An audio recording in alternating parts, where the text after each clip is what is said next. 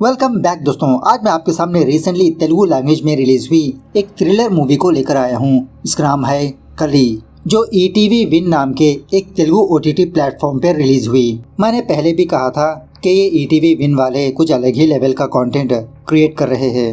हर हफ्ते कोई ना कोई मूवीज रिलीज करते आ रहे हैं। एक्चुअली मूवी नहीं, मिनी मूवी कह सकते हैं। और इसी तरह हर मूवी में एक बहुत ही बेहतरीन सा मैसेज भी रखते हैं। इस मूवी में भी है। स्पेशली मुझे इस मूवी का बैकग्राउंड स्कोर बहुत ही पसंद आया।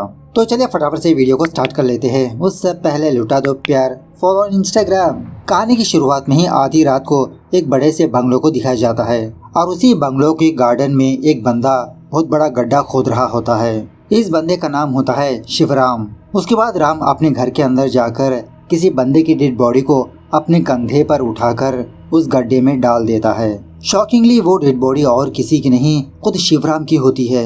गड्ढे के अंदर डालने के बाद उस डेड बॉडी को दफना भी देता है। उसके बाद सीन थोड़ा सा फ्लैशबैक में जाने लगता है। तो हम ये देखते हैं कि एक दिन ब्रह्मदेव सत्य को बुलाकर पूछने लगते हैं कि तुम अपने युग को कैसे चलाओगे। सत्य कहने लगते हैं कि मैं धर्म को 4 पैरों पर चलाऊंगा। बाद में ब्रह्मा त्रेता को बुलाकर पूछने लगते हैं कि तुम अपने युग को कैसे चलाओगे। त्रेता कहने लगते हैं पिताजी, धर्म को 3 पैरों पर और अधर्म को 1 पैर पर चलाऊंगा। बाद में द्वापर को बुलाकर पूछने लगते हैं। द्वापर कहने लगते हैं कि मैं अपने युग को 2 पैरों पर धर्म और 2 पैरों पर अधर्म को चलाऊंगा। बाद में जब ब्रह्मा कली को बुलाया जाता है तो कली नेकड़ होता है। कली कहने लगता है कि मेरे युग में ऐसा ही चलेगा। मैं अपने युग में धर्म को 1 पैर पर चलाऊंगा और अधर्म को 3 पैरों पर चलाऊंगा, क्योंकि बाकी युगों में इंसान आप तक पहुंचने के लिए बहुत ही अच्छे काम करते हैं, तपस, दान, धर्म, सब कुछ। लेकिन मेरे कलयुग में इंसान अपने ख्वाहिशों को पूरा करते हैं। बाद में पता चलता है कि एक्चुअली एक टीवी सीरियल है जो राम अपने टीवी में देख रहा होता है। खैर उसके बाद राम अपने घर से बाहर निकलकर सैलून पर जाकर अपने बाल कटवाता है। बाद में एक मटन की दुकान पर जाकर एक अच्छा सा मटन खरीदकर अपने घर वापस आकर इसकी एक बहुत ही अच्छी सी डिश बनाने लगता है अपने हाथों से ही। घर के और भी थोड़े काम करने के बाद वो लंच करने लगता है। इसी दरमियान में राम अपनी फैमिली को याद करने लगता है, अपनी बीवी और छोटी बच्ची। इसे देखकर ऐसा लगता है कि वो दोनों अब इसकी जिंदगी में नहीं है। उसके बाद झटके में राम के प्रॉब्लम्स को दिखाया जाता है। राम की बीवी वेदा हमेशा राम से झगड़ा करती रहती है और इसी तरह राम का चाचा हमेशा इसी कोशिश में लगा रहता है कि कैसे मैं राम की प्रॉपर्टी को हड़पूं। राम का भाई बिजनेस के काम से राम से काफी सारे पैसे उधार पर लिया, लेकिन अभी तक चुकाया नहीं। और उसी तरह राम के ऊपर एक पुलिस केस भी होता है। बैंक वाले भी आकर राम पर प्रेशर करने लगते हैं, सर आपने पैसे नहीं चुकाए, इसके लिए अब वो जमीन हमारी है। राम की ये प्रॉब्लम्स देखकर वेदा अपनी बच्ची के साथ इस घर से जाने लगती है। कहने लगती है कि राम अगर तुम नहीं बदलोगे तो मैं कैसे बदलूं? जिस तरह से तुम्हारा डिसीजन है उसी तरह से मेरा भी है। राम कहने लगता है अरे एटलीस्ट हमारे बच्ची के बारे में तो सोचो। वेदा कहने लगती है मेरी बच्ची के लिए ही मैं यहाँ से जा रही हूँ। देखो राम, तुम बहुत ही अच्छे इंसान हो, लेकिन तुम अपनी फैमिली को मैनेज नहीं कर सकते। इस तरह से इसको छोड़ देती है। मतलब राम की जिंदगी में ऐसी इतनी सारी प्रॉब्लम्स होती है। सो इन्हीं सारे प्रॉब्लम्स का सोल्यूशन राम सोच लेता है। मतलब आत्महत्या करने का डिसाइड कर लेता है राम। बाद में अपने बेडरूम में जाकर बेड पर लेटकर यही सोचने लगता है कि मैं कैसे मरूं। अपनी मन ही मन ये कहने लगता है कि जब इंसान पैदा होता है एक दुश्मन के साथ पैदा होता है। अगर इंसान ने उस दुश्मन से जीत लिया तो विनर बनेगा, अगर नहीं जीता तो मेरी तरह। उसके बाद सीन थोड़ा सा फ्लैशबैक में जाने लगता है। एक्चुअली राम और वेदा एक दूसरे से बहुत प्यार करते रहते हैं। एक दिन राम शादी की बात करने के लिए वेदा के घर पर जाता है। वेदा ने ऑलरेडी राम के बारे में अपने मम्मी पापा को बोल चुकी होती है। राम एक बहुत बड़े कॉलेज में एज ए प्रोफेसर की तरह काम करते रहता है। राम को देखते ही वेदा का फादर डायरेक्टली राम से यही कहने लगता है कि मैं अपनी बेटी की शादी तुमसे नहीं कर सकता। हर एक बेटी का फादर शादी करने से पहले 3 चीजों का ख्याल रखता है। क्या मेरी बेटी उस बंदे के साथ सिक्योर से रह पाएगी या नहीं? दूसरा, उसके साथ कंफर्टेबल होगी या नहीं? तीसरा, क्या मेरी बेटी उस बंदे के साथ खुश रह पाएगी या नहीं? ये 3 चीजें तुम मेरी बेटी को नहीं दे सकते। राम जाने के बाद वेदा अपने पापा के पास आकर यही बात पूछने लगती है कि आखिरकार राम में क्या कमी है, वो बहुत ही अच्छा इंसान है। वेदा का फादर कहने लगता है वही प्रॉब्लम है बेटा, अच्छा ये कोई हथियार नहीं है, वो एक वीकनेस है। मैं राम के फादर को भी जानता हूँ। पहले उनकी प्रॉपर्टी कितनी है और अब राम के पास कितनी प्रॉपर्टी है। उसे सिर्फ देना आता है, लेना नहीं। लेकिन वेदा अपनी जिंदगी राम के साथ ही बिताना चाहती है। राम के लिए अपने माँ बाप को ही छोड़ देती है। उसके बाद ये दोनों किसी मंदिर में जाकर शादी कर लेते हैं। बहुत ही खुशहाली के साथ इन दोनों की लाइफ गुजरने लगती है। 1 साल के बाद ही इन दोनों की बेटी भी पैदा होती है। इतने दिन गुजरने के बावजूद भी वेदा का फादर वेदा को माफ नहीं करता। उसके बाद सीन प्रेजेंट डे पर शिफ्ट होता है। मतलब राम अपनी नींद से जाग जाता है आत्महत्या करने के लिए। फटाफट से मेन हॉल में आकर अपने आप को फांसी लगाने लगता है। अपने मन ही मन ये कहने लगता है कि यहाँ पर मेरा सुनने वाला कोई भी नहीं है, लेकिन मेरी एक आखिरी ख्वाहिश है। अगला जन्म होगा या नहीं मुझे नहीं पता, लेकिन अगले जन्म में मैं इंसान की तरह नहीं बल्कि एक जानवर की तरह पैदा होना चाहता हूँ। अगर मैं इंसान की तरह दोबारा पैदा होऊंगा तो मेरे अंदर अच्छाई बिल्कुल भी नहीं होनी चाहिए। इस तरह से जब फांसी लगाने ही वाला होता है तो तभी कोई इसका दरवाजा खटखटाने लगता है। घर के बाहर जाकर देखता है तो कोई भी मौजूद नहीं होता, लेकिन तभी दूर से ही एक बंदा इसके सामने आने लगता है। कहने लगता है कि बाहर जबरदस्त तरीके से बारिश हो रही है, क्या मैं तुम्हारे घर में थोड़ी देर के लिए स्टे कर सकता हूँ? अगर मैं बारिश में भीगूंगा तो मुझे जुकाम होगा। इस तरह से अपने आप घर के अंदर आने लगता है। राम इस बंदे को देखकर मन ही मन ये सोचने लगता है कि बाहर इतनी जोरदार बारिश हो रही है, लेकिन ये बंदा भीगा ही नहीं। शॉकिंगली ये बंदा राम की मन की बात सुन लेता है। जवाब देने लगता है कि मुझे बिना बारिश में भीगने की स्किल्स आती है। राम शॉक में रहकर पूछने लगता है, मेरी मन की बात आप कैसे जानते हो? ये बंदा कहने लगता है, it's a common human psychology. बाद में राम सोचने लगता है कि अचानक से इतनी जोरदार बारिश कैसे स्टार्ट हुई। ये बंदा कहने लगता है कि तूफान लगा है ना। राम पूछने लगता है, ये बात आपको कैसे पता? न्यूज़ में तो नहीं बताया। ये बंदा कहने लगता है कि हालात बदलने के लिए एक पल काफी है, चाहे क्लाइमेट हो या तो फिर जिंदगी। राम पूछने लगता है कि आप कहाँ पर रहते हो? मैंने आसपास के एरिया में आपको कभी नहीं देखा। स्ट्रेंजर कहने लगता है कि बचपन में तुम्हारे स्कूल में बगल वाले लड़के ने तुम्हारी होमवर्क किताब छीन ली थी तो तुमको मार पड़ी। राम सडनली पूछने लगता है, क्या वो लड़की तुम हो? ये बंदा कहने लगता है, ना, तुम्हारे बचपन में एक लड़का बैलून्स बेचते हुए तुम्हारे घर के पास ही गुजर रहा था। राम दोबारा पूछने लगता है, क्या वो लड़की तुम हो? ये बंदा कहने लगता है, ना, हर एक बंदे से मुझे कंपेयर मत करो, चलो कॉफी पीते हुए बात करते हैं। कॉफी तुम बनाओगे या मैं बनाऊं? रुको मैं ही बना लेता हूँ। चीनी कितनी चाहिए तुमको? इस तरह से वो स्ट्रेंजर फटाफट से चाय बनाकर इन दोनों के लिए लाने लगता है। राम शौक में रहकर पूछने लगता है कि मेरे बारे में तुमको कैसे पता? आखिरकार तुम करते क्या हो? ये बंदा कहने लगता है कि मेरा वॉच बिजनेस है। वॉच मतलब घड़ी नहीं, लोगों को ऑब्जर्व करता हूँ। राम दोबारा अपने मन ही मन ये कहने लगता है कि बारिश कम होने के बाद ये खुद ब खुद चला जाएगा। तभी ये बंदा कहने लगता है, मैंने कहा ना ये बारिश अभी नहीं रुकने वाली। उसके बाद ये बंदा राम से पूछने लगता है कि बताओ तुम शिवराम को क्यों मारना चाहते हो? राम कहने लगता है कि मैं ही शिवराम हूँ, मैं किसे मारूंगा? ये बंदा कहने लगता है, हाँ तुम खुद को मारना चाहते हो तो वो भी एक हत्या ही है। मैंने कहा ना मैं सब कुछ वॉच करता हूँ, बताओ क्यों मारना चाहते हो शिवराम को? सुसाइड ऑफेंस भी एक क्राइम है, जेल हो सकती है तुमको, इसीलिए मुझे ही सच बताओ। राम गुस्से में आकर दरवाजा ओपन करता है, इसे बाहर जाने के लिए कहता है। वो बंदा घर से जाते आते राम से कहने लगता है कि मुझे अभी तक ये सोसाइटी समझ में ही नहीं आई। इस तरह से राम का चेहरा उसके शीशे में ही दिखाने लगता है तो शॉकिंगली इसका चेहरा उस शीशे में नजर नहीं आता। सो ये देखकर राम इस बंदे को जाने से रोकने लगता है। ये बंदा कहने लगता है कि तुमने ही तो मुझे जाने के लिए कहा। राम इस बंदे से रिक्वेस्ट करने लगता है कि चलो प्लीज बैठकर बात करते हैं। घर के अंदर आने के बाद ये बंदा कहने लगता है, चलो एक गेम खेलते हुए बात करते हैं। इस तरह से टेबल के ऊपर 4 कोनों पर 4 स्टैचूज को रखने लगता है। ये 4 स्टैचूज 4 युगों को दर्शाती है। इन स्टैचूज के ऊपर एक कॉइन बोर्ड को रखता है, वही व्हाइट एंड ब्लैक्स के कॉइन्स होते ना, वो वाला गेम। ये बंदा कहने लगता है कि इसी गेम में तुम्हारे प्रॉब्लम का सोल्यूशन है।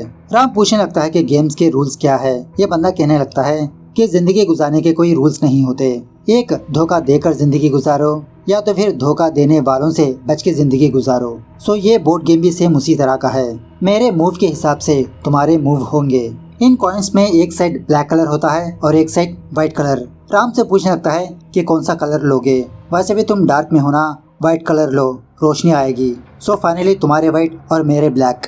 इस तरह से गेम स्टार्ट होने लगता है। एक्चुअली राम को एक गेम खेलना पसंद नहीं होता, लेकिन वो बंदा कहने लगता है कि मैंने कहा ना गेम के दरमियान में ही तुमको सारी बातें पता चलेगी। ये बंदा पूछने लगता है कि आप बताओ क्यों मारना चाहते हो शिवराम को? शिवराम कहने लगता है कि ये सोसाइटी मेरे लिए नहीं है।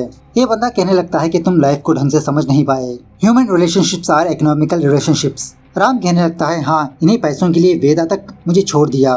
ये बंदा कहने लगता है तुम सच नहीं जानते। इस तरह से इन दोनों के बीच बातों की वॉर चलने लगती है। राम गुस्से में आकर बहुत दारू पीने लगता है जो उस बंदे ने लाया था। एक्चुअली शिवराम को ना दारू की आदत होती है ना सिगरेट पीने की। दारू पीते हुए शिवराम अपनी लाइफ में जो हुआ वो इस स्ट्रेंजर को बताने लगता है। एक दिन राम का भाई राम के पास आकर कहने लगता है कि भैया मैं एक बिजनेस स्टार्ट करना चाहता हूँ, अगर आप थोड़ी मेरी मदद कर दे तो अच्छा होगा, मुझे बस 5 करोड़ रुपए चाहिए। राम कहने लगता है अरे इतने पैसे तो मेरे पास नहीं है लिक्विड कैश। राम का भाई कहने लगता है भैया मैंने लोन के लिए अप्लाई किया है, अगर आप श्योरिटी सिग्नेचर कर दोगे तो वो भी काफी है। राम कहने लगता है कि श्योरिटी के लिए मैं जमीन के पेपर्स रख दूंगा। सो कुछ दिनों के बाद राम का भाई लोन के पेपर्स राम के पास लाने पर श्योरिटी सिग्नेचर कर देता है। लेकिन ये बात वेदा को पसंद नहीं आती। वेदा को अपने फादर की बातें याद आती है कि राम देना जानता है लेना नहीं। राम का भाई जाने के बाद राम से झगड़ा करने लगती है कि कुछ करने से पहले क्या तुम नहीं सोचते, अरे एटलीस्ट तुमने उससे पूछा तक नहीं कि पैसे कब लौटाओगे, क्या होगा, क्या बिजनेस है। राम कहने लगता है अरे वेदा वो मेरा भाई है, मेरी प्रॉपर्टी में उसका भी तो हक है। वेदा कहने लगती है देखो राम मेरे पिताजी की बातें सच मत बना लेना।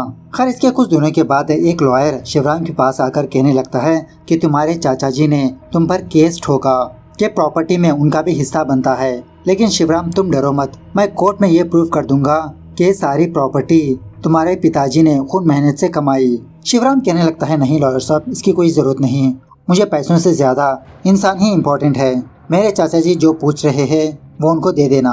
तो दोबारा ये बात वेदा को पसंद नहीं आती। इसी बात को लेकर वेदा और राम के बीच बहुत बड़ा झगड़ा होने लगता है।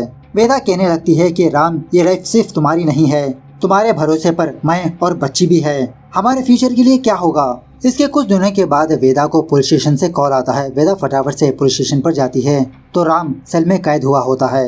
एक्चुअली जब राम अपनी कार के जरिए से वापस अपने घर पर आ रहा होता है तो रास्ते में किसी बंदे का एक्सीडेंट हुआ होता है। ये देखकर राम इस बंदे की मदद करने लगता है। उस रास्ते से काफी सारे लोग जाते आते रहते हैं लेकिन कोई भी इस बंदे की मदद नहीं करता सिवाय राम के। फटाफट से हॉस्पिटल पर पहुंच जाता है, पुलिस को भी इन्फॉर्म करता है। वो पुलिस वाला राम के पास आकर कहने लगता है कि उस एरिया में एक भी सीसीटीवी कैमरास नहीं है, तो शायद तुमने ही उस बंदे को ठोका होगा और तुमने ही हॉस्पिटल लाया होगा। इस तरह से इसको जेल में डाल देता है। वेदा राम को बेल दिलवाने लगती है। वेदा इसकी अच्छाई से तंग आकर घर छोड़ने का डिसाइड करती है। जाते जाते राम से यही कहने लगती है कि राम तुम एक अच्छे इंसान हो लेकिन तुम अपनी फैमिली को मेंटेन नहीं कर सकते। सो प्रेजेंट डे पर राम यही सारी बातें उस स्ट्रेंजर को सुनाते रहता है कि एटलीस्ट वेदा ने भी मुझे समझ नहीं पाई। ये बंदा कहने लगता है कि गलती तुम्हारी ही है। तो राम का गुस्सा आकर इस बंदे पर जोर से चीखने चिल्लाने लगता है कि हाँ मेरी ही गलती है क्योंकि तुम भी उनकी तरह ही हो, मेरे घर पर आकर मुझे ही ब्लेम करने लगे, निकलो फटाफट से। इस तरह से उस बंदे को अपने घर से बाहर धक्का दे देता है। तो वो बंदा घर से बाहर जाने के बाद राम बेहोश हो जाता है। थोड़ी देर के बाद राम को दोबारा होश आता है तो शॉकिंगली राम को 3 लोगों की आवाजें सुनाई देती रहती है। एक है समय की आवाज, दूसरा छिपकली की आवाज और तीसरा कॉकरोच की आवाज। ये तीनों राम से बात करते रहते हैं कि अरे इधर उधर कहाँ पर देख रहे हो, हम है यहाँ पर देखो, यहाँ पर देखो। राम शॉक में रहकर पूछने लगता है कि आप लोग कैसे बात कर सकते हो और मुझे आपकी आवाजें कैसे सुनाई दे रही है, आखिरकार हो क्या रहा है यहाँ पर। समय कहने लगता है कि एक बार तुम अपने कमरे में जाकर देखो। इस तरह से जब राम अपने कमरे में जाता है तो खुद की लाश होती है। छिपकली कहने लगती है अरे ब्रो ये तुम ही हो, खुद को देखकर इतना क्यों चौंक गए, और वैसे भी तुम मरने वाले थे, लो मर गए, अब प्रॉब्लम किस बात की, मान लो बे इस बात को। राम कहने लगता है कि मैं मरा नहीं हूँ, मैंने अभी तक आत्महत्या ही नहीं की तो मैं कैसे मर गया। छिपकली कहने लगती है कि अरे ब्रो तुम मानो या ना मानो तुम मर चुके हो, प्रूफ है हमारी बातें तुमको सुनाई दे रही है। राम इन तीनों से कहने लगता है हाँ मैं मरना चाहता था लेकिन मरने के बाद कुछ और ही हो रहा है, मैंने सोचा इस दुनिया से कनेक्शन ही कट हो जाएगा, लेकिन मैं अभी भी इसी दुनिया में हूँ, अब मैं आगे क्या करूँ, कहाँ पर जाऊँ। राम कहने लगता है कि मुझे ये बात किसी को बतानी चाहिए। समय कहने लगता है किसको बताओगे, तुम किसी को भी नजर नहीं आओगे। राम कहने लगता है अरे क्यों नहीं नजर आऊंगा, अभी थोड़ी देर पहले एक बंदा मुझसे बात किया। छिपकली कहने लगती है अरे वही तो फसाद की जड़ है, तुम मरना चाहते थे इसीलिए वो तुम्हारी जिंदगी में आए। जिस बंदे को तुमने अपने घर से दफा कर दिया वो और कोई नहीं कली है, कलयुग के राजा है वो समय के साथ खेल सकते हैं, इंसानों के दिमाग के साथ भी। अगर उनको पसंद है तो तुम्हें रास्ता दिखाएंगे, अगर नहीं पसंद तो तुम्हें जमीन में गाड़ देंगे। राम के पास कोई भी ऑप्शन नहीं होता, वो खुद की बॉडी दफनाने लगता है। ये सीन मूवी की स्टार्टिंग में दिखाया गया था। उसके बाद जब राम अपने घर के अंदर आता है तो कली अपने असली शक्ल में इसके सामने आता है। कली को देखकर राम के हाथ पैर कांपने लगते हैं। कली कहने लगता है कि थोड़ी देर पहले तुमने ही तो मुझे अपने घर से दफा कर दिया, अब क्या हुआ, डर लगने लगा, लेकिन मुझे तुम्हारे अंदर ये डर बहुत पसंद आया, बैठो। राम बैठने के बाद कली वापस अपने वही पुरानी शक्ल में आता है, इंसान की शक्ल में। चलो गेम को कंटिन्यू करते हैं। राम कहने लगता है कि मैंने इस गेम को इसीलिए स्टार्ट किया ताकि मुझे पता चले कि उस शीशे में मेरा चेहरा क्यों नजर नहीं आ रहा। अब मुझे तो पता लग गया कि मैं मर चुका हूँ। कली कहने लगता है कि तुमको तो बस इतना सा पता है, पता करने का और बहुत कुछ है। तुमने ना अपने आप को फांसी लगाई और ना जहर पिया, तो कैसे मर गए? चलो मर गए और बॉडी भी दफना दी, लेकिन तुम्हारी आत्मा तो यही पर है ना, आगे का क्या? कितने साल ऐसे ही भटकते रहोगे? मरने से पहले क्या तुमने कुछ और सोचा? चलो मैं तुमको एक चीज दिखाता हूँ। इस तरह से कली वेदा बन जाता है। वेदा रोते हुए कहने लगती है कि सॉरी राम, मैं तुम्हारे ऊपर गुस्सा करके इसीलिए तुम्हें छोड़ के चली गई ताकि तुम बदलो, हमारा फ्यूचर अच्छा रहे। लेकिन राम, मैं तुम्हारे बगैर जी नहीं सकती, मैं तुम्हारे पास वापस आना चाहती हूँ राम। उसके बाद कली राम की बच्ची की तरह बदल जाता है। दोबारा जब कली अपने रूप में आता है तो राम इस पर बहुत गुस्सा करने लगता है। ये सब कुछ क्या है? क्यों मेरी जिंदगी के साथ खिलवाड़ कर रहे हो? कली राम को हल्के से धक्का देने लगता है। राम हवा में उड़कर उसकी कुर्सी पर जाकर बैठ जाता है। बाद में राम कली से पूछने लगता है, जो मैंने देखा क्या वो सच है? अगर सच है तो प्रूफ क्या है?